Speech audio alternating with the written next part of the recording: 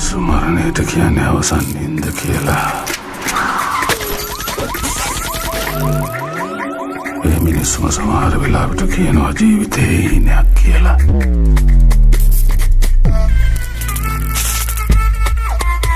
ඕක බලන්නකො සර් පොඩි සංගීතයක්. ඔය පොර බලලා. මට කෙලිය නේද තරුණ කැල.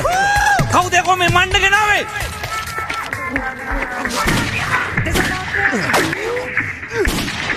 ඉතින් මෙහෙ යන්න ඕනේ.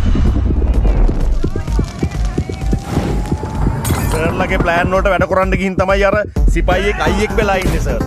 සර් ඔන්න පාක නෝනා උන්න වන්ද. ඕකෝ දන්නෝ. බෑස් දෙකෙන් බලලා ඇට දෙකෙන් හිතන එක. පාවපට භූමිල පංජතිල පොරඳම.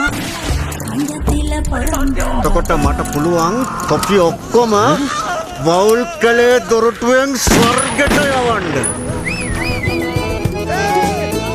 සඳ පායන යාමේ බයිලා ලොවේ රාජනාමේ නන්වන හද සාමේ මමයි පාන තුරේ සෝමේ.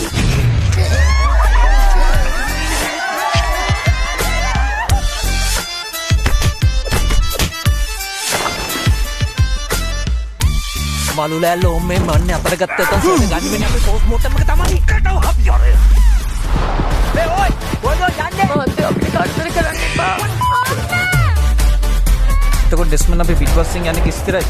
සඳහා වරගෙන යන්න. එතකොට අපි ගියා ගැහුවා. මොනවද බලන්නේ?